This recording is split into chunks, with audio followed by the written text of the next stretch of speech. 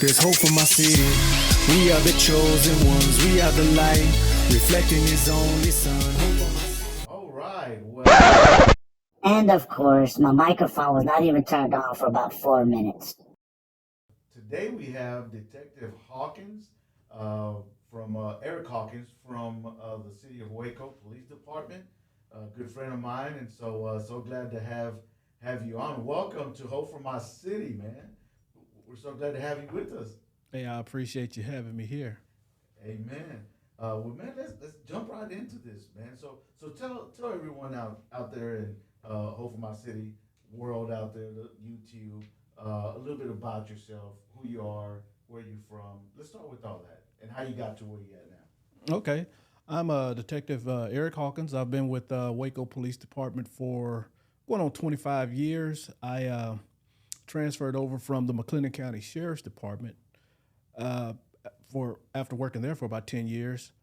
I worked in patrol out there on the streets, trying to make a difference for 10 years before testing and moving over to detectives in the Waco Police Department theft unit.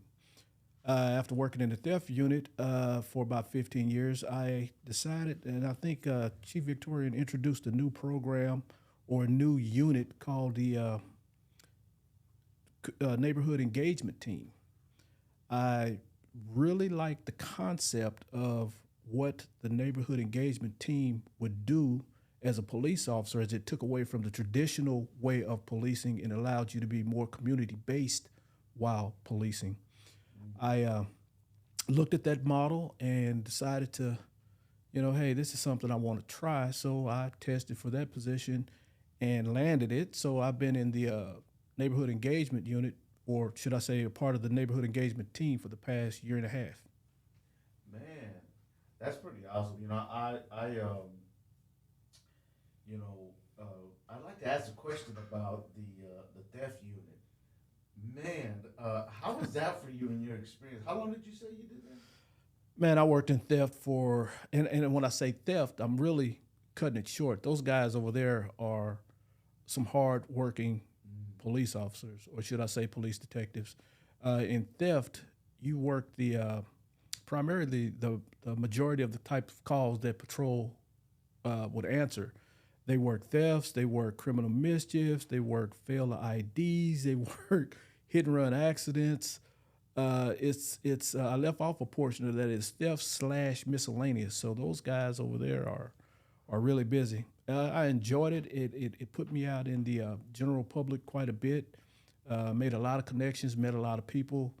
And matter of fact, if it had not been for working in that particular unit, I may not have made some of the connections with some of the community members that I have as of today. Man, tell us about that, about the community members. Well, you know, the community members. I remember going to my first association meeting and sitting there listening to some of the interests and concerns from actual people in the community in a setting in which they could pretty much air their concerns, thoughts, and their reasoning for those issues. And listening to some of the deep rooted problems that happen in a lot of our communities, I found that very beneficial. But what was a little strange, or well, I shouldn't say strange, what was a little awkward for me was, hey, you know what? I just heard this community member's issue or problem. And I recall from working in the previous unit, which was the deaf unit, I made connections with certain people that could rectify those problems. So with the introduction of this neighborhood engagement team, I've been able to bridge those two entities into a single, episode and allow one party to help the other party, and that's what engagement has been, and that's how that's benefited me. Wow. What inspired you to, before being in law enforcement, what inspired you to want to join law enforcement? You know, I wasn't one of those people that set out to become a police officer. I kind of fell into becoming a police officer. I'm kind of telling my age a little bit, but 30 years ago plus, the job market was not great, and I had a relative that worked for the McLennan County Sheriff's Office, and I was like, hey, you know what? Is there any way that you guys are hiring? And he was like, hey, yeah, won't you put in for it and see what happens? At the time, I was still a starving college student. So I applied, knowing that I would probably, if hired, I would probably end up working midnights, which would allow me to still continue with school during the day because I was an on-site, on-campus student. And fortunately, through the grace of God, that is exactly how it worked out. I was able to be hired at the Sheriff's Department as a jailer, working midnights, and I was able to continue my education through the daytime by going to school on campus. I guess as time passed and learning more of the law enforcement function, I became more interested in progressing my career as a law enforcement officer. You know, my goal was to, first off, you know, they don't just give you a badge and a gun and say, hey, you're the police. You have to go to academies or schools. Well, the Sheriff's Department is set up a little bit differently than the police department. So I had to petition on several occasions before I was allowed to go to what we call certification school, which is it's like a 6-month course that teaches you everything, well, the majority of the things you need to know as far as how to enforce certain laws. And once they teach you this information in the academy, you have to take a state test. And I was fortunate enough to pass them both. And, you know, the Sheriff's Department was a little different as far as their personnel. And I wanted to steadily progress in my career as a law enforcement officer. So I saw a better opportunity with the city of Waco. So I applied, and fortunately, I was hired, and here I am today. Man, thanks for sharing that. In your experience, as you joined law enforcement, did you ever get any pushback from, from family or friends, or anything like that when you joined, or had it been a tradition from you growing up where law enforcement was a part of your family?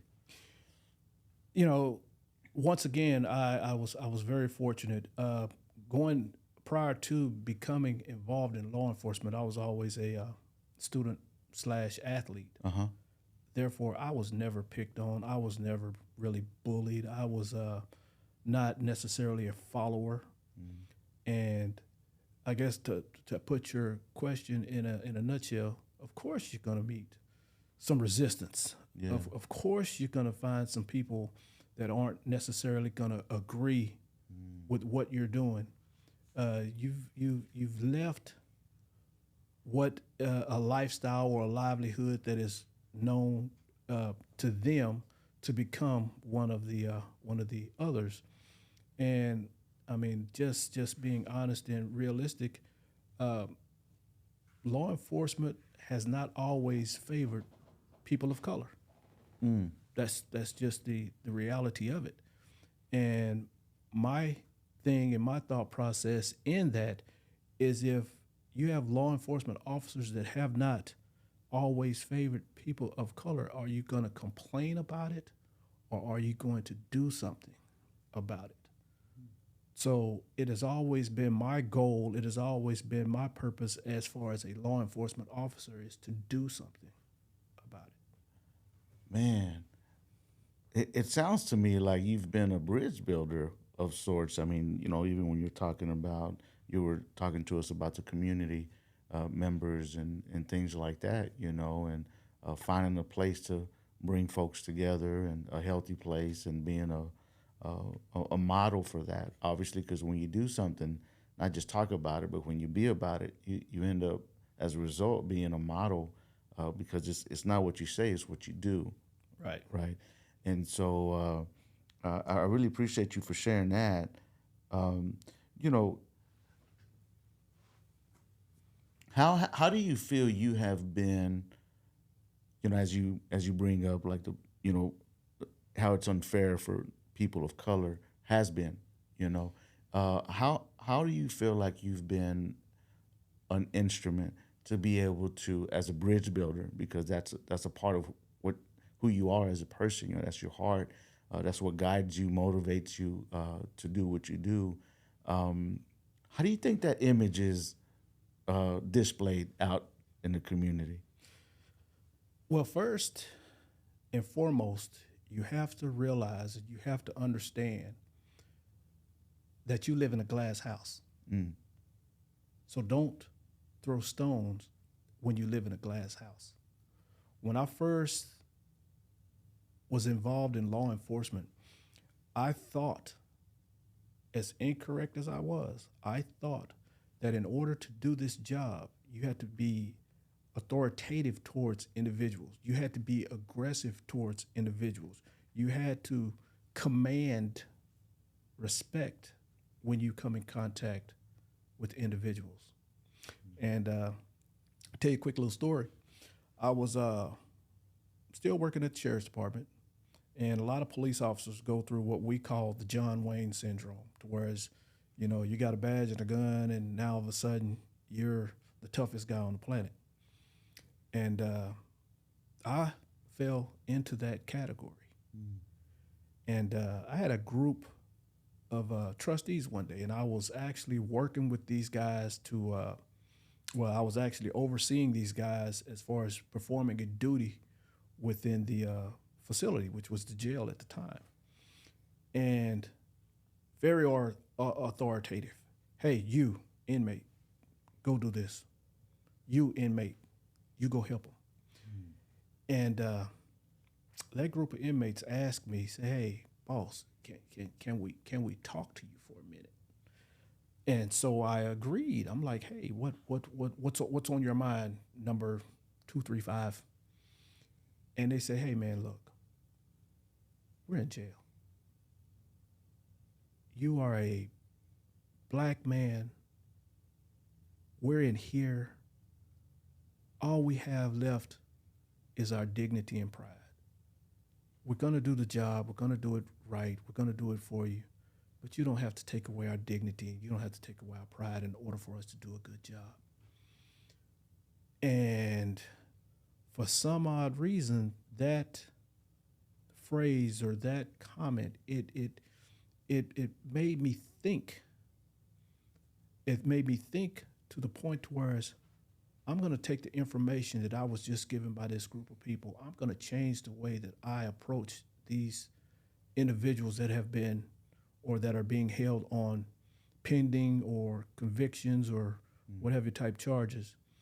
And I'm going to apply that information. And it worked. How so? You know what? It's not your job. It's not your duty to judge people that are you believe committed a crime. It's your job to, as in that particular case, to house and take care of whatever needs they have, or it's your job to take them before to the judicial system to let them decide innocence or guilt. It may be your job to make an arrest, but it's not your job to judge. And since the early part of my career, I've taken that information and that's the way I've applied it. And it's worked for me. And this is something that even when I was a training officer with the Waco PD, I try to enforce through the younger guys coming up. If a person is committing a crime, you do not have to tell that person that they're committing a crime. They know it. They know what they're doing. But it's your job to take them before a judge or what have you to give them their day in court. And if you're doing your job and you're doing your job correctly, and you give that person the respect and allow them to have their dignity, 9 times out of 10, they're going to respect you back. Man, that's. Let me see. I think I got something for that. Hey, man, that's some real spit, real saliva. That's some real talk, man. I appreciate you for just being who you are. I keep saying I appreciate and thank you because it's a blessing to be able to hear, your perspective, as a man, and in particular being in law enforcement. I want to send a shout out to all my people that are locked up right now, and for those that are those that have family members. Maybe you're not locked up, but you have family members that are locked up. It's one of the lowest places to be in, and very powerful. You're talking about dignity, affirming the God-given dignity uh, in us. Uh, you know, in law enforcement, you have to deal with us when we're at our lowest, right? Part of being at our lowest is mentally, emotionally, physically. We're just not where we need to be a lot of times. I'm not saying it's always the case, but from experience, it's we get lost in the sauce a lot of times. All kind of things that we end up doing when we get in trouble as people, and a lot of times when you get arrested and you get locked up, you start thinking about things you normally don't think about, or if not, you don't want to think about it, and you continue your behavior pattern, and then there's images, and you're trying to uphold to, which comes with an attitude and a posturing and all that, but I think at the end of the day, all of us, when we're locked up, or not even just locked up, but at our lowest, uh, we think when we're by ourselves, when we have that time, uh, we look for hope, and we try to find hope through all kind of different things. A lot of times because we're human, we find unhealthy things to try to find hope in. But I will tell you this: it's comforting to be reminded, because sometimes we just forget as people that there's folks like you uh, who are in position with authority, who have aha moments when you don't get it right, because we all don't get it right. In fact, Yeah. we're locked up at times we don't get it right. But when you're in there and you have those moments, man, I believe from God, um, and you start treating people with dignity. At the end of the day, you're right. That's all that we want is to, a lot of times be heard, and even if we're not heard, at least treat us with dignity, no matter what situation we're in. Whether you just lost your job, whether you had a family member that just passed away, the last thing we need is for our dignity to um, not be affirmed and to bring us down, because we're already down. You're right. When you locked up, you ain't got to tell. I mean, we know. We may try to dodge it and try to act like we don't know what you're talking about. But at the end of the day, we understand more than anybody else that, man, we done messed up. I know there's some people that didn't mess up and end up getting locked up. I know that's the case and that happens. But I'm just speaking for those of us who do wrong and get caught doing wrong. Yeah. It sure is good to know that there's folks like you that will treat us with dignity. And I'll say the other way around, that when we do wrong and you come and get us because you're doing your job, that we also treat you with dignity, And so I think that's the key, is that if we can get to a place where we affirm the God-given dignity in each other, you got a job to do. And unfortunately, there's times where, like, an individual like me feel like I got a job to do and may not be, right in the eyes of the public, but it's just what I'm trying to do to make it. Then even then in that engagement with each other, Yes. I think it helps bring peace, right? And I think these conversations, as we talk about them, it helps bring hope to our city. And why do we sit here to even have these conversations, man? It's not because of any other reason other than this is my cue. Let me go to my cue. Blessed are the peacemakers, for they will be called the children of God.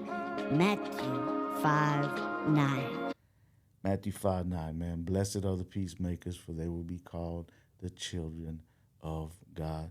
And man, God loves everybody, man. And you know, we're here to bring that hope.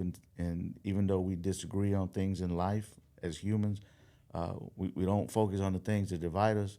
The key, we can do that, and that doesn't get us anywhere. It causes a wedge. But if we can focus on the things that unite us, then man, that's a blessing. Like if we can sit here with the folks where I come from, and we can say, hey, you know what? You know, law enforcement, they got to do their job, and when they have to come and do their job, at the end of the day, we can treat them with dignity. They treat us, and we good. And if they not, man, we got to pray for them, you know, because they got to pray for us whenever we ain't trying to affirm the dignity in their life, because at the end of the day, that's somebody's dad, you know, that's somebody's uncle, brother, son. And that's what brings us together, right? Unity happens when we can understand that we are the same at the end of the day, as far as we're all human. You know, this is how we deal with humanity to bring peace. It doesn't matter your faith, you know, it doesn't matter your background, it doesn't matter your upbringing. Not that they don't matter, but what I'm trying to say, what matters most, those things matter. That's what I should say. But those things do not matter most when it comes to us coming together, right? To come together, we got to say, you know, sure, I have experiences. Sure, I have some biases, right? Because we're all human. Anybody says you ain't got no bias and you don't deal with prejudice on some kind of level, man, you straight up lying. You in denial, because we're all human. Why? Because we're human. I believe we all sin. Man, what am I trying to say? All right, you don't like the word sin? Well, we all do wrong. How about that one? We all do wrong. We all human, right? No one's perfect. That's what we like to say out here. So if that's the case, we got to be consistent. If no one is perfect, it doesn't matter if you have a uniform or not. It doesn't matter if you at a chicken place flipping chicken or making hamburgers. It don't matter. Whatever your job is, man, listen, we are human, you know? And if we can treat each other, you said a powerful word, I keep coming back to it, with dignity, that means self-worth. Look, man, if Hawkins is arresting my uncle, my cousin, my little brother, heck, my mama can be getting arrested. Shout out to my mama. I love you. I know you don't do nothing wrong.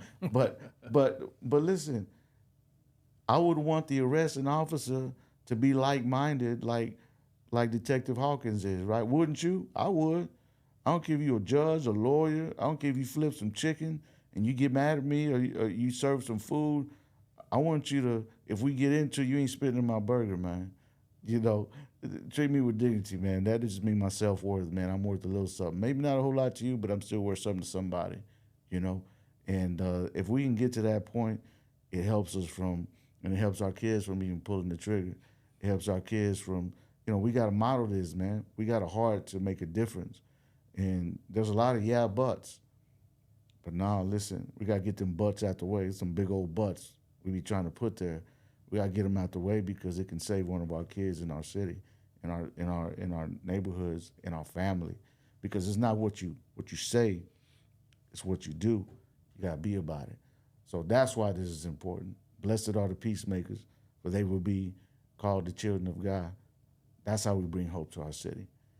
Hawkins, man, as we continue, man, you know,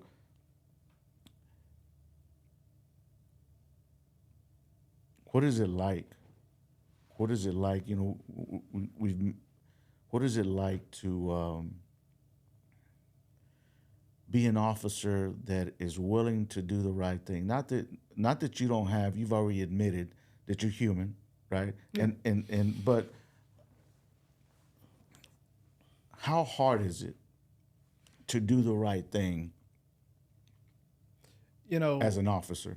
It's not very hard. It should come as natural as the learned behavior of breathing. But we let a lot of outside interference get in the way. You take, and this is one of the things that I like the most about the non-traditional style of policing that Chief Victorian has passed down through the ranks. You take, you've heard people say there's two different types of law. Yeah. There's the letter of the law, and then there's the color of the law. Okay. Either way, as long as you do what that statute asks you to do, you're within the confines and protected by that same law that you're enforcing. Example, you take a person that is shoplifting, theft. You get the call, store X says, hey, we caught this person in here shoplifting. You go to that call as a police officer. It's your duty to respond to the victim of that call, which is the owner of store X. You're talking to the individual that committed this theft. They stole food, a Lunchable and an apple. The store owner is adamant, hey, I'm losing money every day due to these people coming in my store stealing. Under the traditional style or the traditional way of policing, if that item is valued at below $100, you write that person a citation, you give them a criminal trespass warning, and you tell them, hey, you have to take care of this and be on your way. You can't come back to this location. In doing so, you've taken care of whatever the law requires you to do. That's under the traditional style of policing. Now, you get into the new or the community-based or community style of policing. Why was this person stealing? Are they going to take this Lunchable and sell it to someone? Or is this person hungry? Well, through your experience, you know someone that runs a food pantry. You come to find out that the mom and dad recently just lost their job. The kids aren't eating on a regular basis. You talk to that store owner, hey, you know what? This is the situation. We found out, we've dug a little deeper. We know that this kid is a straight A student or what have you, but due to some financial strains, that this is what's happening with that kid. You take that kid to whatever location, you meet with that mom, you meet with that dad, you find out, hey, we're kind of strapped a little bit for some money. You introduce them to the church down the street that they had no idea was a food pantry. That food pantry is able to make a connection with that kid and their family. Now this kid has regular meals. Now I understand it may be just being on a temporary basis, but guess what? Now this kid is no longer stealing food. Now, property owner that was the victim of all of this, sir, not making you, it's your decision on what you want to do, but this is the reason why the kid was stealing from you. The kid has been caught, the kid has been made aware, the kid apologizes and promises you that it will never happen again. And here's a copy of the kid's report card or what have you.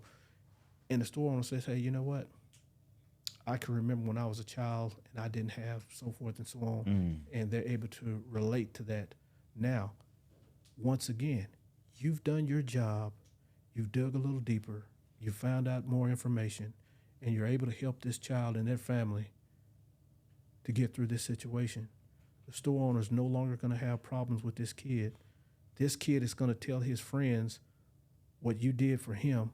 Now they're going to stop doing what were doing.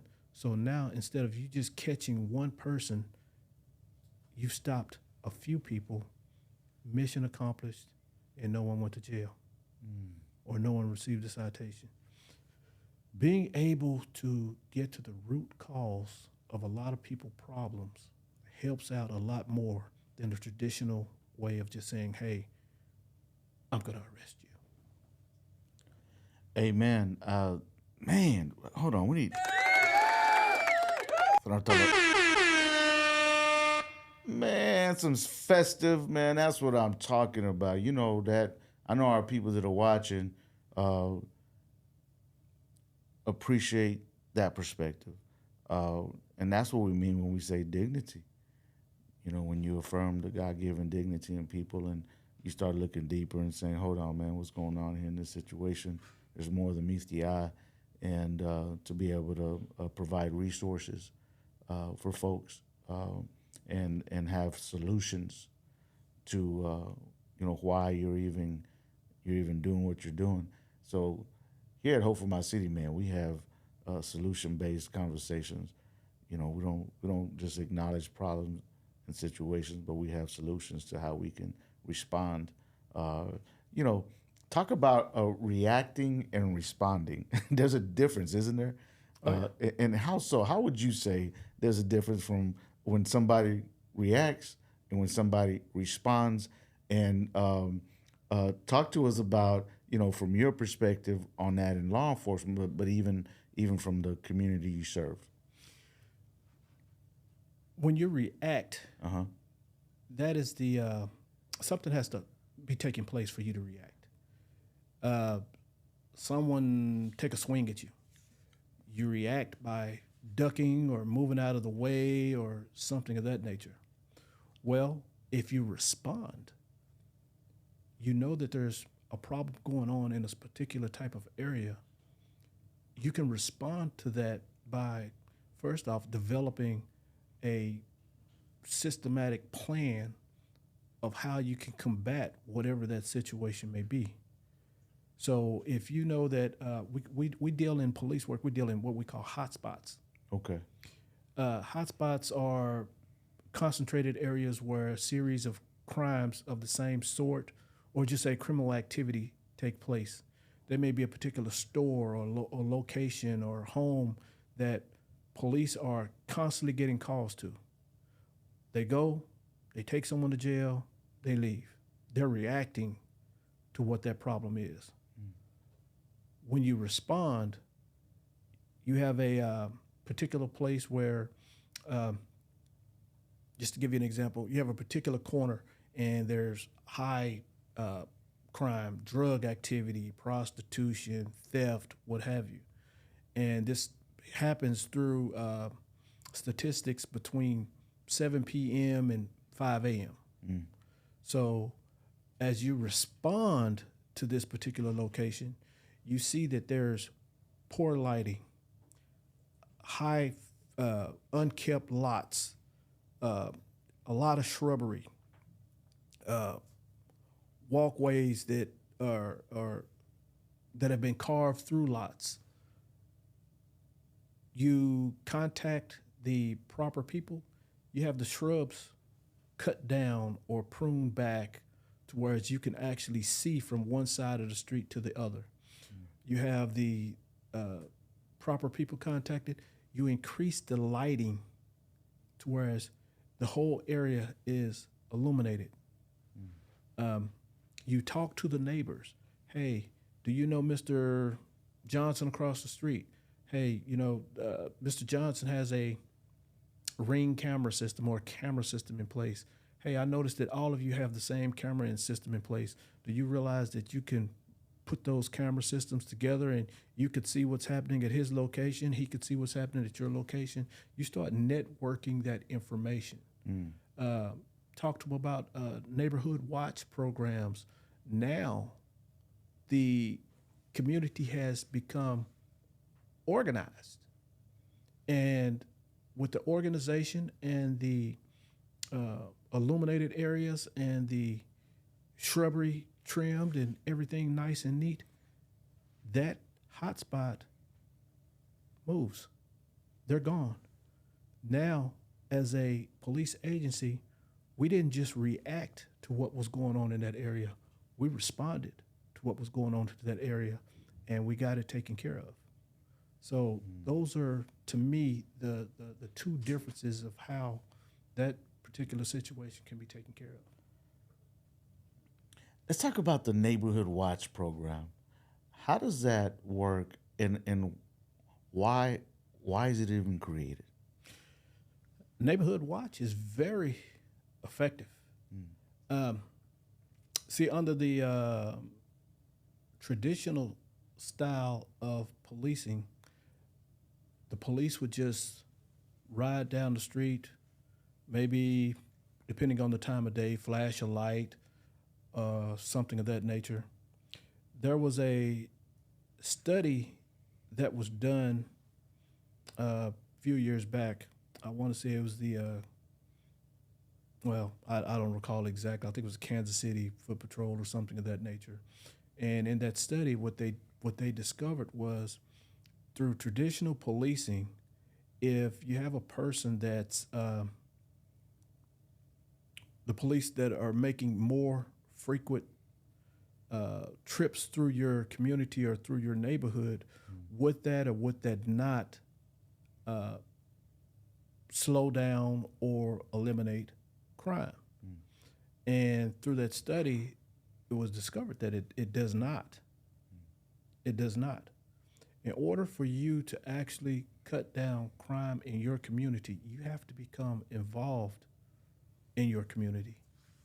And the best way to become involved is through communication. If you know who your neighbors are, if you set up a systematic line of communication between your neighbors and yourself, you align whatever security measures that you have in place with your neighbors, you're gonna help to cut down that crime. A lot of these neighborhoods have what we call associations. I'm over through community, through neighborhood engagement, a couple of associations myself. And in these associations, the community members come in and they identify with whatever problems that they're having in their area. Example, I had one neighborhood association tell me that they were having a problem with theft in their neighborhood. And it was theft of things that were not just necessarily common items for people to steal. Plants off the porch, lawn furniture, ashtrays. You know, just things that if you have a traditional home with a porch, things that you would put on there, little nightstands for when you want to sit out in the evening. And so what I did was I got with the beat officer that patrols that area to find out where these thefts were taking place and get additional information on. Is there any suspects or anybody that we can identify that may be possibly doing this? And I was able to gather a little bit of information from that. Come to find out that not necessarily in that neighborhood, but not far from it, was an encampment. And for those that don't know what an encampment is, that's it's a makeshift shelter that's in the middle of, usually highly dense areas with makeshift homes such as cardboard boxes or tents or canopies or whatever materials that they could use to make a shelter. So after finding out about this encampment and getting with other, because the city of Waco also has environmental deputies that actually go out and assist with these type of ordeals. And sharing that information with them along with the city of Waco Refuse Department and Code Department, sharing that information, we all made a trip and we were able to find a lot of those items that were being stolen in this encampment. So in breaking up or dismantling an encampment, that's another good thing about this non-traditional style of policing is we utilize the resources that we have to offer the people in this encampment a way to find better housing, to help them to find better resources, to help them to get aligned to be productive in society if that's what they want to do. We try to give them an option. We don't just uproot people and say, hey, you got to go. So after locating this encampment, after talking to the people that were there and giving them that wanted the information that they needed to have a better life for themselves. The encampment was cleaned up, and the thefts in that area stopped. Wow. Wow, that's good to hear. You know, that is kind of runs the association meetings allow people that are from the community to voice their concerns, but at the same time in those meetings we're also voicing our what we call CEPTEP, crime prevention through environmental design to these people. And one of the parts of that is neighborhood watch. We give them information on the effectiveness of neighborhood watch programs. We give them the effectiveness on how to make your home less of a target to people that prey upon, houses that haven't been kept up, or housing with poor lighting or things of that nature, high shrubs, unkept. These are all things that burglars and people like. So we try to educate people in all manners of what they need to do in order to try to keep that from happening. Man, that's good that you're able to continue, that the PD is able to provide resources, for those that need it, that are willing to receive to help them in whatever their situation is. I'd like to say shout out to Mission Waco for, being a huge resource in our city to help deal with homelessness and to help deal with poverty and those that are poor and marginalized and things like that. They're a great resource in our city, and then of course all the other resources out there that we got a lot here in Waco, Texas.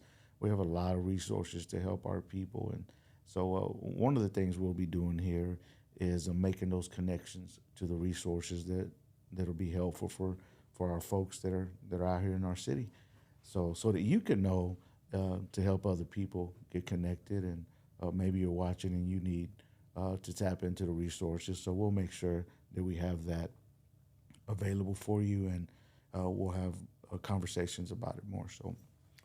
Yeah, and saying so, I'll tell you, there's a guy, speaking of giving a shout out, I like to give a shout out to Dusty over at the hangar. Shout out to Dusty, man. Yes, sir. Man, that guy does an awesome job of trying to help people, doing the right thing, and providing information. A lot of the things that this guy does, he does out of his own pocket. And he will contact the proper people to try to get you your ID, help you get shelter, help you get whatever it takes in order to get you back being productive in society. This guy goes out of his way to do it. And I admire his work. Yeah. It's outstanding. That's good. Yeah, shout out to everybody out there in our city that are resources to help people, not only in our city, but in your city, in your state, and wherever you're at, your community. There's a lot of bad news, obviously, all around us, but there's good news too. There's good things happening, and that's what this is about. Is how do we highlight and showcase those things? Because it is helpful. It gives information. It challenges us too, in our thinking as we're looking to do that here. But ultimately, it's so that we can just provide a place where you can push play on the button and get some encouragement at the end of the day, because it's discouraging out here, bro. Yeah. We've talked about it.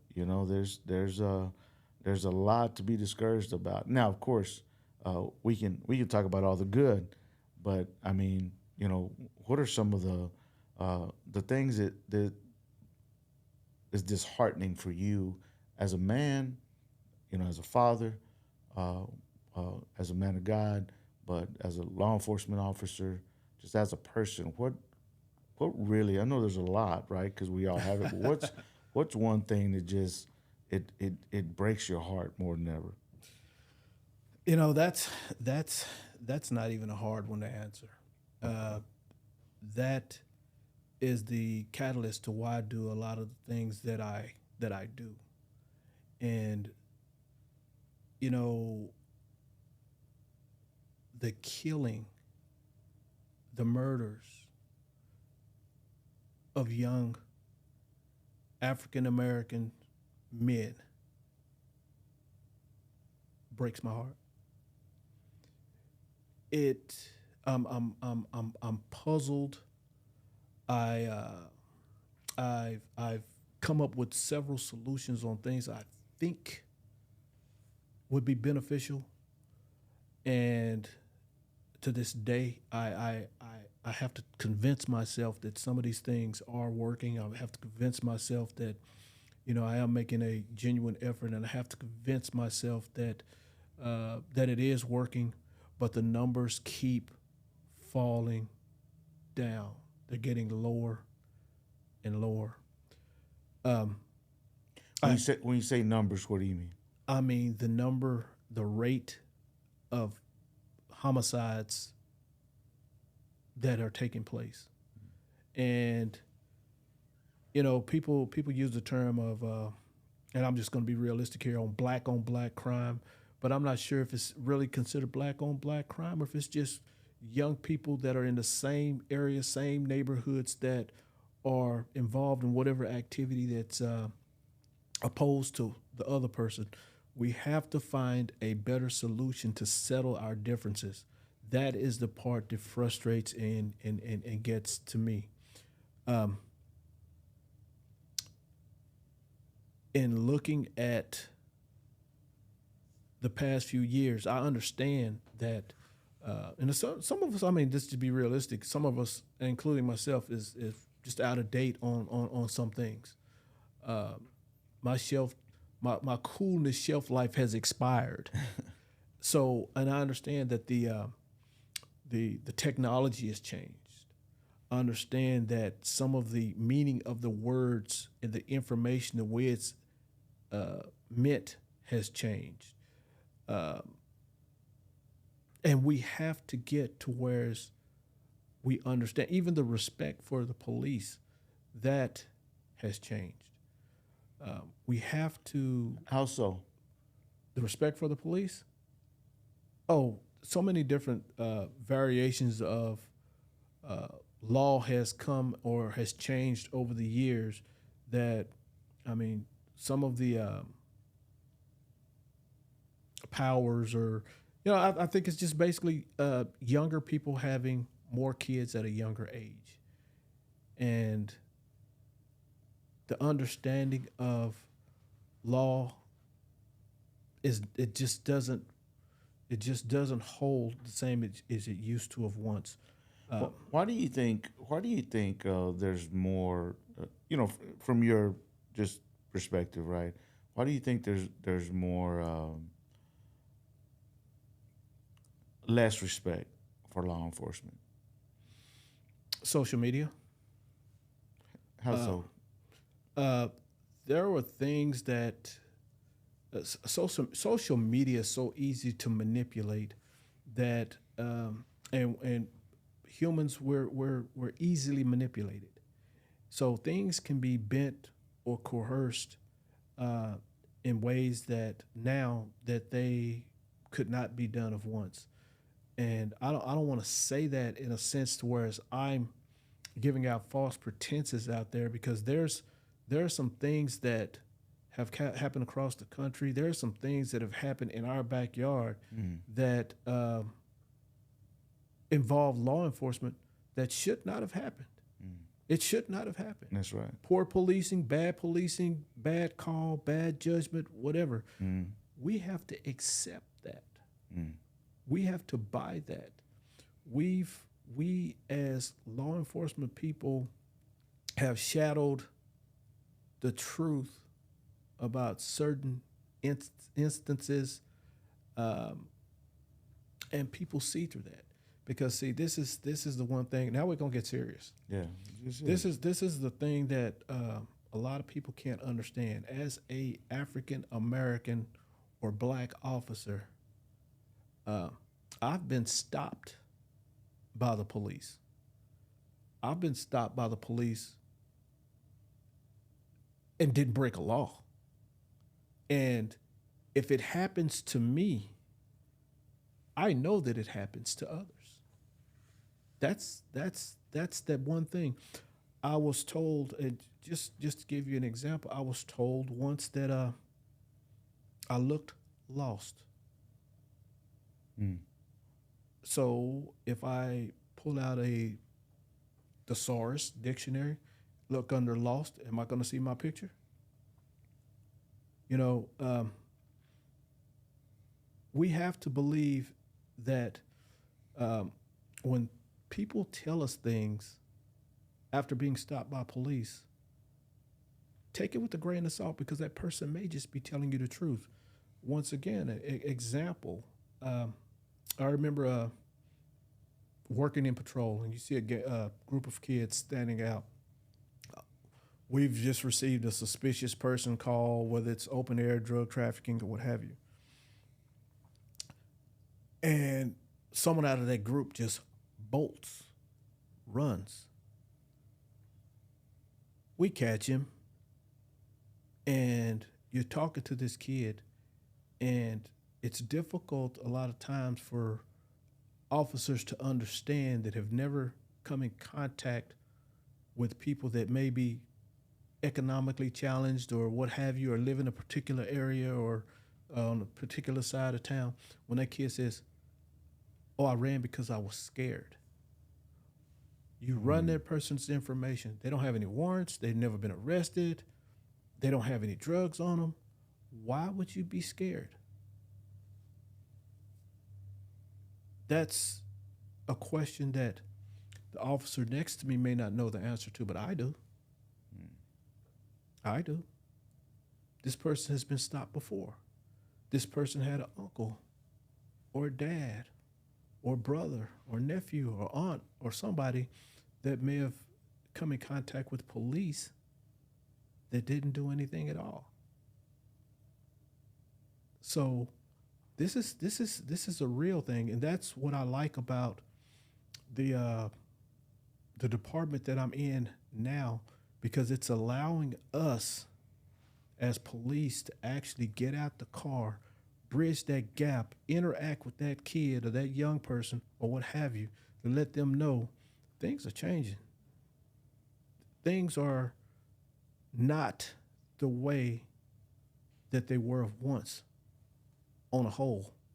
I'm not going to disillusion myself into trying to convince anyone that it doesn't exist at all. Because even in the best barrel of apples, it's bound to be a bad one. Mm-hmm. Straight up. You know? Yeah. So I still am going to entertain that conversation with that individual that may be telling me something about this officer that I work with. And I'm confident that I can take that information from that civilian and provide it to the people of and the ranking file people that I work with, and something will be done. That's one thing that I could state about the Waco Police Department. If you have victimized a community member and you're wrong, you won't be there long. That is one thing that I could state. And I tell people that there's a process. The process is not to be angry and confront that officer or that person or that situation on the spot. Comply. Do what it is that officer is asking you to do. And if you have a complaint, an issue, or a problem, you take that problem to the proper authorities. And I guarantee you, if you're right, that person will be dealt with. Because Waco Police Department, I can't say for any other department in McLennan County, but at Waco Police Department, that will not be tolerated. Man, that's that's good news. That's good news because, you know, what we all want in the community is for accountability to take place. You know, wrong is wrong and right is right. If you're here to hold us accountable when things are wrong, and you know, wrong is wrong, right is right. If we're doing wrong, now come on, people from the community. If we're doing wrong, we're doing wrong. I ain't mad at you if you're doing your job, man. I'm doing a good job of doing wrong if I'm good at what I do, right? Those of you out there, you may be good at what you do when you do wrong, right? But man, when you do right, shout out to all you out there that are doing things right, that are working, you know, making an honest wage, man, because it's tough out here. It's tough. The temptations are crazy, right, to do wrong. Why? Because we human. We all are tempted to do wrong. We all have bad days, right? But nevertheless, doing the right thing is doing the right thing. Right is right, wrong is wrong. So in law enforcement, you know, when you guys are holding us accountable to doing wrong, it's comforting to know that when you do wrong, you're being held accountable, right? Exactly. The most dangerous place to be, even in the church world, as I'm a local pastor, the most unhealthiest place to be as a person, as a leader in the community, is to be in a place of influence, in a place of power and authority, and not be held accountable to that, to how you live and to what you're doing, right? That's the most dangerous place to be in. I'm grateful to be where I'm at in leadership in this city where I'm held accountable. I love to be held accountable because it helps me stay right. It doesn't mean I don't I don't mess up, but even when I'm veering off, I got people that I have to look to respond to hold me accountable, to make sure I'm doing what God has called me to do. It's a dangerous place to be in when you're alone with your own thoughts, when you're by yourself. So we just appreciate you for being transparent and for sharing that, and for sharing the vision of the Waco Police Department from the leadership, you know, on down. Because when that happens in leadership, ooh, let me tell you something, man. Beautiful things start to happen because it's from top coming down. But if not, it bottlenecks a movement of goodness, right? And so, man, if you're a rotten apple, man, get right. That's all I gotta tell you. I mean, get right, man. There's a healing process. You know, mental and emotional health is important, right? There's not a finger pointing thing where we've pointing fingers at somebody because you don't went, you know, a little bit left, you know, or you think you're a little bit too right, but because we all need a balance. But when you veer off, man, get you some act right, you know, in the right way. Because if you have to, look, I always like to say, look, it's better to humble yourself than to be humbled. Man, that's just straight up and down right. You know what I'm saying? You either humble yourself or get humbled. You don't want to get humbled, have to, you know, force the hand, you know, in this life to be humbled. That's a horrible place to be at. When you're in the back of that squad car, that's humbling. Handcuffed, man, that's humbling. Like, man, bro, I ain't gonna be able to sleep in my bed tonight. The AC all cool, and you know, my girl, you know, my wife. And, man, that's humbling. You know, once they put on that suit on you, and you see everybody in there, it's humbling, right? I don't care how crazy you act, how tough, you know, you are, whatever. We all feel like that, man. Don't nobody want to be caged up like no animal, man. You know, but at the same time, man, if you're doing wrong, you know. Anyway, I'll stop there, man. I how you say? I digress. I digress. How does it feel?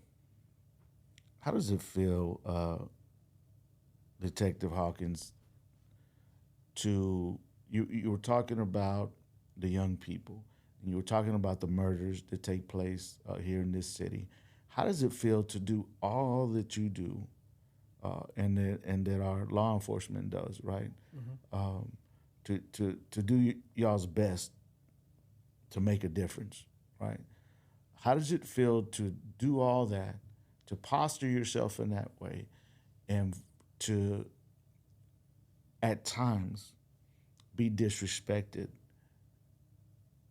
by the community you serve because of all kind of reasons, right? There's all kind of reasons, as you said, when you look at people and behaviors, and there's all kind of reasons, even for a person in law enforcement that is doing things that require some accountability, or a person in the community that is doing things that require some accountability and some checking on.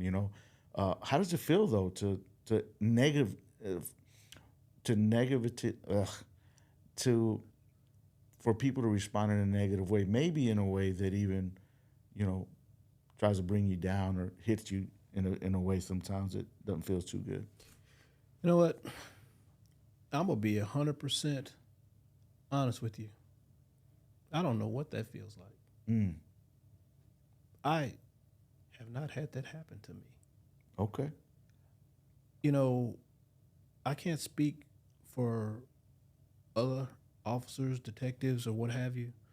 I go to, I'm not just loyal to one school in McLennan County. I go to Waco High's games. I go to universities games. I go to La Vegas. I go to Conley's. I go to Midway's. I don't just go to any one school. And I didn't just start this yesterday. I go to everyone's school. I don't just connect sponsors or pantries or things to one particular affiliate. I connect them all together, to whereas I look at it, in order for us to support the kids, we have to support all of them. So when I go to these young people, what they do when my back is turned or when I'm not associated with them, I may not agree with, but I don't know exactly what that entails. But when I'm present, when I'm around, you know what?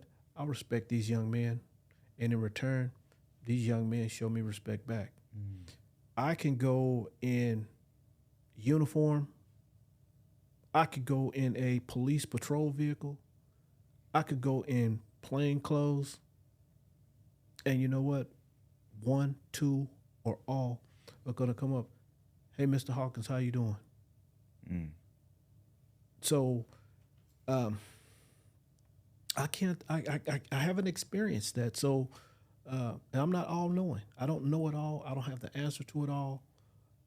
But that's just it. We can't just look at the age of an individual and say, hey, you know what? I don't respect that person. He's a kid. No, you don't. You may not respect that person as an adult, but you have to respect the child, even as being a child, or a young adult as being a young adult. You can't just go in and think you're going to run over people in any form and format, because they're not going to, it's a different type of person that we're talking about and that we're dealing with today. So to be said, to let it be known, I haven't been met with that type of resistance, so I couldn't answer that. Man, that's consistent with,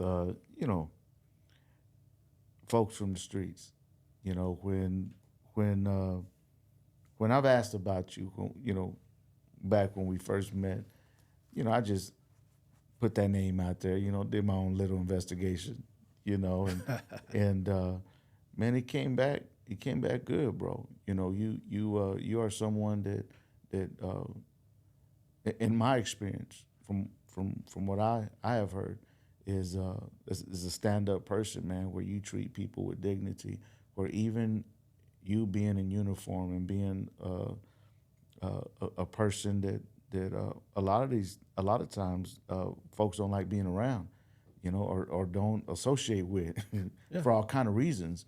You have been a person that the community talks highly of, and that don't happen too often, unfortunately, but it happens. Let me rewind that. It's not all the time that you hear things like that from the community, especially from the community I come from. Right. You know, and so yeah, that makes a lot of sense. You responding that way because I can attest that the streets say the same for the most part, right? Yeah. So we appreciate you here in our city for being the type of law enforcement individual that you are. I know that you go out and do a lot of different things in the community and all that, and there's times where they acknowledge that, but from the streets, I like to say we appreciate you for what you're doing on our behalf. From the tribe of folks I come from. Well, I appreciate that. Yeah. Yeah. To that point, let's talk about the community engagement team that you're a part of, man. Can you tell us a little bit about that more? You know what? We are a very diverse group. And, it took us all time to get used to working with one another. We have a member of the group that's currently a pastor. Mm. We have a member in the group that is currently very active in youth programs. We have a member that's just organized and, well, I can't say, she's organizing for the city of Waco, very unique program called Unidos, Yeah. which is definitely on the rise. And we have Thank another, God for that. All these programs, by the way. Yes. Continue, brother. We also have another member of the group that is over the LBGTQ organization. Yeah. So we have a very diverse group, and we have spent time in a room with the door locked, hashing out our different thought patterns and different thought processes. And you have me trying to go left, or the other two trying to go right, and the other two going sideways. And finally something clicked, and we all fell on the same sheet of music. We all fell on the same page.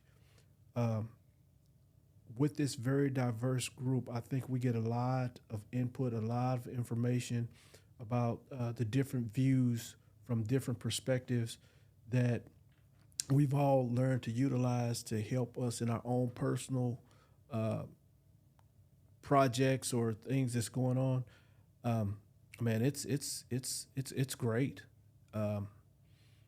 Like I said, we didn't always see things from the same goggles, so to speak, but we've learned to work with that objectivity and formulate ideas and learn each other's strengths and each other's weaknesses, to whereas you get a full pie, this stacked, once that finished product is put together. We learned this with, I guess, one of our recent projects, which was called the CO, which was the Community Yes. Opportunity Event. Yes. Everybody had a segment of that particular event that each individual worked on, and once that pie was assembled, man, it was nice. I got to tell you, I'm glad you brought that up. That was going to be my next question. In all my years in serving the community in a healthy way, which has been since '98, I've been a part of a lot of events. I've been a part of them. I've put them on, all that, events that reach out to the community, I should say, right?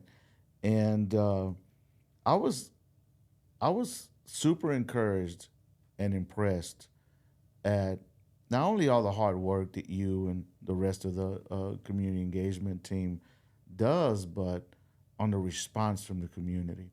You guys don't give up. You did your first one. That was great. And it needed some improvement, as all things do, right? And it was your first one. I remember being there, and I was blown away by the effort. I was like, golly, we got to get people to these things. This is neat. Yeah. And this is the second one, am I right? Correct. The second one that we just had, oh my goodness, man! If I was a crying person, I would have tears coming out, because not only was there a lot of effort, lot of hard work, a lot of folks from the community. I remember you going to all these different folks, man, just asking for help, And I remember you having an emotional conversation with me about the why. Why are you even doing it? Why we have to do this, right? And I remember the why was because of what breaks your heart, the most is the violence that goes on in our city. And it was really neat to see the response. It was really neat to see people from the community that I've known for a long time. And if I haven't known them, I've known of them. Solid folks, well-rounded individuals that are in the trenches, out there doing things in the community. They were all there.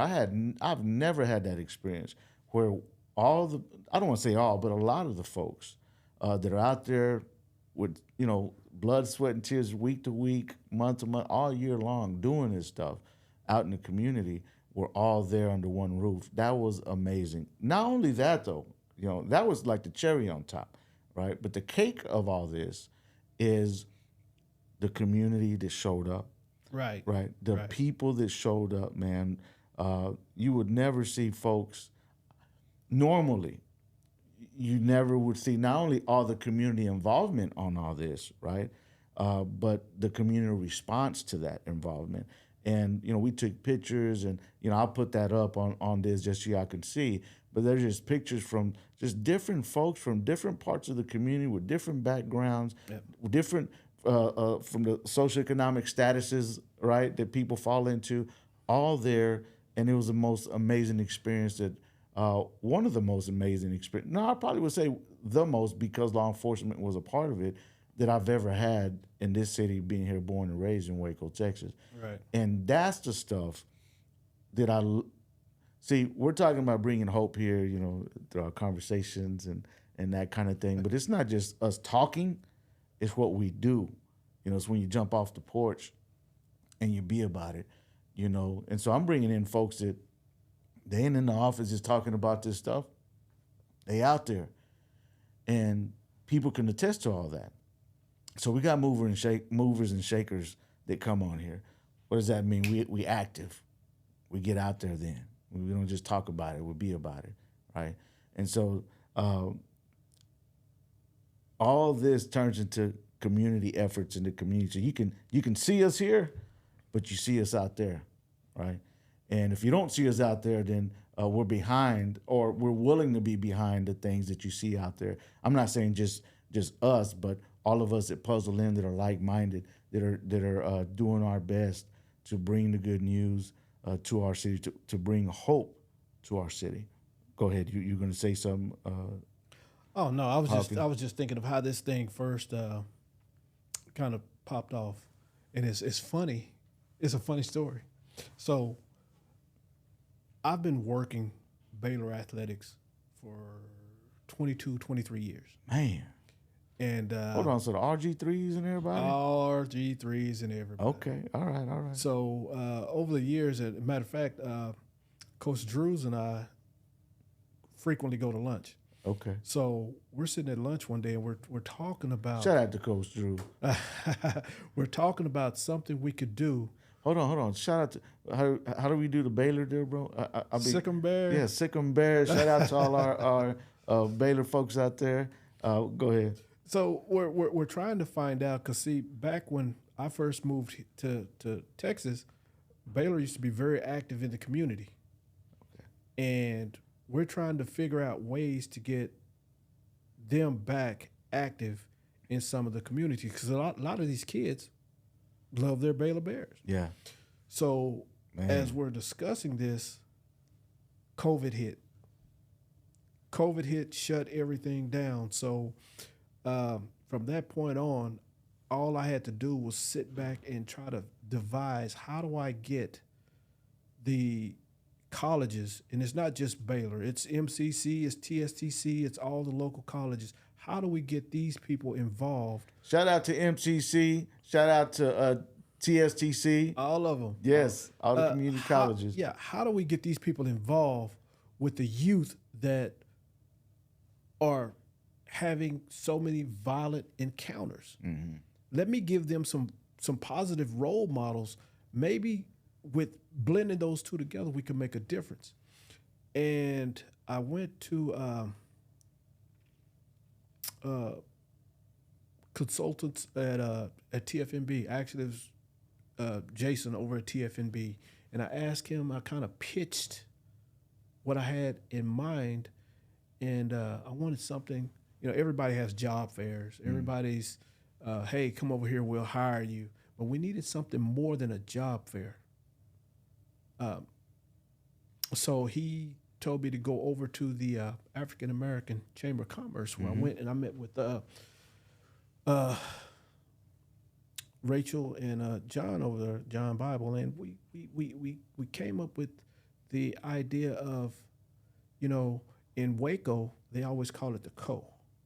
That's you right. talk to the young people, hey man, I'm from the Co. That's right. So I started thinking, Co, what can I come up with that's gonna match the acronym Co? So I came out with this community opportunity event. All right, now we have a name. Now we know what we want to do. Let me get some people on board. Being that a lot of the issues were taking place in my district with some of these violent crimes, so we go to the city first. Let me run this through the city. Let me run this through the commander. Let me run this through the chief. Let me run this through Coach Drew. Let me run this through Coach Gill. Let me run this through Pastor G. Let me put everybody on board and see, can we get everybody in one room and discuss this topic? And we were able to do that. And from the first year to the second, my commander, Commander Wallace, Yes. he, I didn't understand it at the time, but there was a lot of parts in this process that he made me do myself. And being new, not really understanding, I'm like, man, Commander Wallace is being tough. He's being tough. No, he was teaching me. Wow. And I didn't realize what he was teaching me until I learned it. Wow. Once it was learned, the second time around was so much easier than the first time around. Wow. Because he gave me direction and made me find my way to get there. He'd help me along. He'd drop a few breadcrumbs to keep me on the path. But from the first year to the second, he taught me a lot as far as how to organize these type of events. This guy does them like that. You know, it's easy for him. But he taught me something. He taught me a skill set that has helped us to be able to make this one of the largest events in Waco, Texas right now. Man, let's give it up for Commander Wallace one time. You know what I'm saying? Man, not only for Commander Wallace, but for my brother right here, man. You know, Eric Hawkins, Detective Eric Hawkins. Let's give it up. Yeah, man. Shout out to. Man, let me tell you what, man. That's a encouraging. Man, you know what I've learned is what is celebrated is repeated.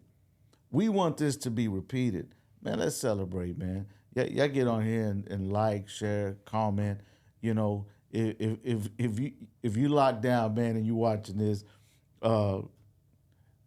we're praying for you to get out one day. And this is what, if you're here in Waco, this is what you got to look forward to, man. We coming together to try to bring some hope to the city, bringing all the resources. If you are, if you go to any one of the community colleges, man, shout out to you. You know, all the hard workers, the faculty, you know, everybody, law enforcement. You know, shout out to all the hard work y'all do, man, to make it a safe place and to engage with the community, schools there. And we appreciate all the students and everyone. You know, we shout out to Baylor. University for all they do, and man, we're blessed here in our city here in Waco, Texas.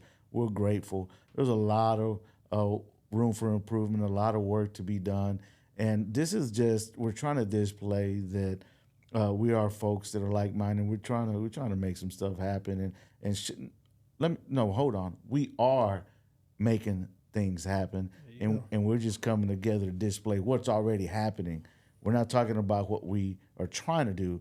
We're talking about what we are doing, and God is working with all that, man. And so I just want to say that to those of you who are watching, man. It's important that you engage with us, man. Let us know that you're with us, man. I mean, you may not agree with everything, and whether you look at Detective Hawkins in a certain way about something, or you're looking at me a certain way about something. It's okay. We ain't mad at that.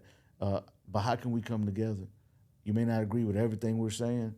You may have an experience that ain't allowing you to get to this point.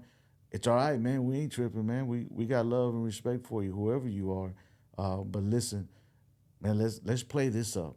Coming together. We got to play coming together up, man, because playing that down and playing up the other stuff is just not helpful. It's not encouraging, and it's not beneficial for the community that we're a part of, whether you're here in Waco or the surrounding cities in Central Texas or in Texas or wherever you're at. This is what we have to do to make a difference. Our kids they're not interested in what we say. They're interested in what we do. Because I'm going to tell you right now, our young people, they out there getting it. You may not agree with what they getting, but they're active and they doing something. They ain't just talking about it. So how can we sit back over here and just talk about it and we ain't doing nothing? So doing something is coming together. Even if we're in our silos doing things, I mean, that's great because we're doing them, but there's nothing more powerful than folks coming together. Diffuse light does great. We got lights in here that are diffuse and they're lighting up things. Focus light, it cuts through steel. It's called a laser, right? And so that's what we're trying to do. We're trying to come together so we can do some great things. So God bless all y'all. Do you have any closing thoughts you want to say to the community that we live in, or even across the nation? Yeah, the only thing I want to add is if you have an issue with anything involving any officer at any point, at any time, just remember that person has someone that they have to answer to as well. There's a process that you need to go through to get that information across. A lot of people don't understand the fact that in instances, you're walking down the street, you're minding your own business, you're not bothering anybody, and you're all of a sudden questioned, pulled over, or spoken to by police.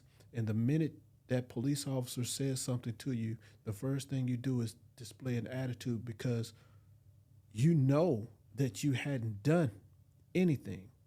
But what you didn't realize or what you didn't know, and this happens a lot with police, is all the information that officer was given was that there was a robbery around the corner and the person was a green male wearing blue shorts and a red shirt.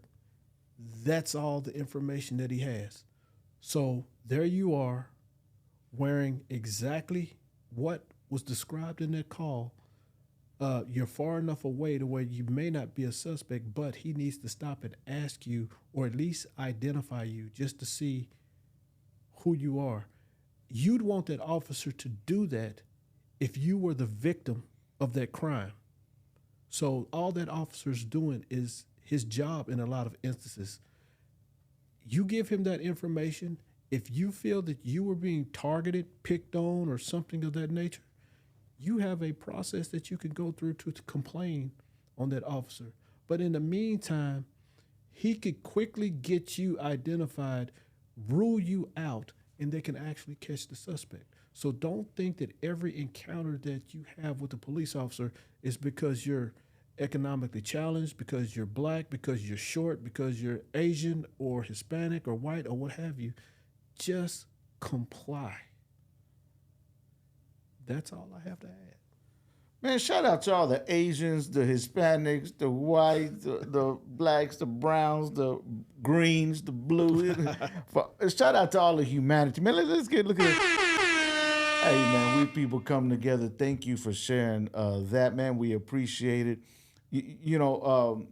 I do want to add, you got me thinking, we're coming short on time here, but I have to, what about for those of us, because I come from,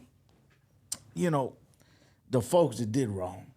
What about those of us that grew, we throw it off, and we out here getting it, and we doing things that, we ain't supposed to do, but we doing it anyway. What's the best advice you can give to us that are doing wrong? Thank you for talking to those that don't do wrong. Yeah. And get pulled over or have to engage with law enforcement. But what advice can you give to us that are doing wrong, bro? And we have an engagement together. Okay. Something happens where we're engaging with one another. Okay. The ones that are doing wrong and that have continued to do wrong, the example that I'm going to use is, have you ever been to a magic show? Magic show? Yeah, somewhat. Not like a big time, but I've been a little bit of, yeah. In other words, in magic shows, you get tricked. You get fooled. Mm. You fall for the sleight of hand. Policing is different now. Policing, you may be talking to an officer riding a moped. You may be talking to an officer driving a dually. You may be talking to an officer that has a hand missing or that appears to be something that you deem it not to be. So my advice to you is to get a job. Mm. Get a job. Oh, snap. You know what stops bullets is a job. That comes from Father G out in L.A., Los Angeles. That's their slogan, that bullets, they stop jobs stop bullets, right? They engage with all the gangs and stuff over there in LA, and they do a great job. But yeah, man, get you a job, bro. Sis, get you a job. God will help you. And believe me, I didn't have a job since I was 23, all the way from young being 23, and I got me a job. I didn't even know what I was supposed to do. My first job that I tried to get, I was living in K. Ross. Shout out to the Ricky Ross. But I was doing things I wasn't supposed to do, and I was a young pup. I was like 19 years old, and I had my daughter. Shout out to my daughter, as well, my oldest daughter, Mariah, and it made me think for the first time that I need to do something right because I had my little baby girl. I went to go get a job.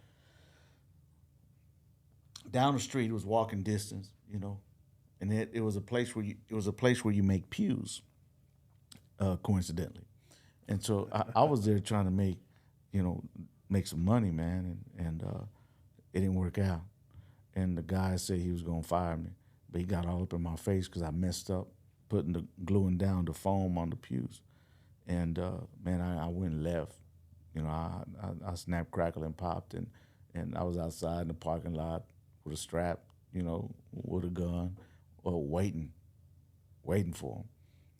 They had a security guard. It might have been law enforcement, I don't remember, but someone in law enforcement came to me and said, "Hey, look, man, dude, just leave. The law enforcement has been called. I had to call them, but my advice to you is to get out of here because you're young. You're going to end up in some trouble that you really don't need or want." And so, I ended up going back to doing things I wasn't supposed to do. And, trying to get that job was the glimpse of hope for me. I was trying to hug on to some hope. Maybe I can do this the right way. Mm-hmm. And then when it didn't work out for me, I was like, well, wrong is all I know. So I'm gonna have to go back to doing wrong because the best I'm good at. I'm not good at anything else, so I guess this is what I'm gonna have to do. When I ended up living for God and doing things the right way, I was able to do job training programs at Mission Waco, where I worked at for about 10 years, and I had the opportunity to do job training programs, and the job training programs were put together. We had to do everything from scratch, and to communicate to the young people that not only needed the help, but they wanted the help. And these were knuckleheads, man. I loved working with them, They were knuckleheads, but they had when they would have their baby, they were just like the way I was. They're like, what, you got a job trainer? Yeah, we're going to teach you how to get a job and keep a job. Bet. And I said, we're going to pay you. What? Yeah, we're going to pay you just to listen. Already I'm there, they show up.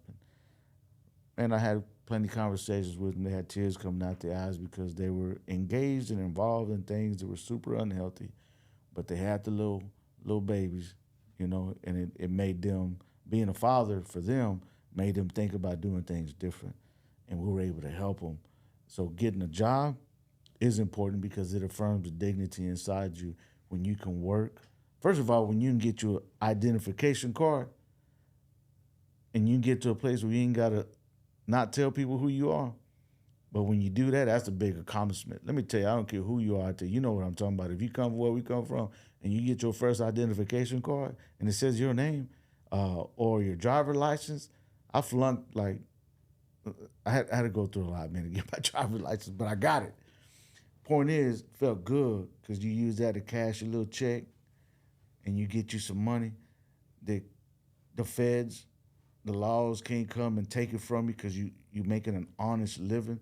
Man, that's the best feeling in the world. I don't care what you're talking about. Believe me, it's the best feeling in the world. I know making money is a good feeling, but I'm telling you, from where we come from, if you've ever tried it, you know what I'm talking about. When you actually, it affirms your dignity, your self-worth. Like, man, I'm worth something. I'm not just worth being locked up in a cell. I'm not just worth, out there shaking like a fish in no water, riddled with bullets. I'm actually worth something. Like, I can just make money and feel good about it. That's dignity, bro. You know what I'm saying? So get you a job, a job. You know what I'm saying? All right. Hey, God bless y'all. We'll see y'all later, man. We out.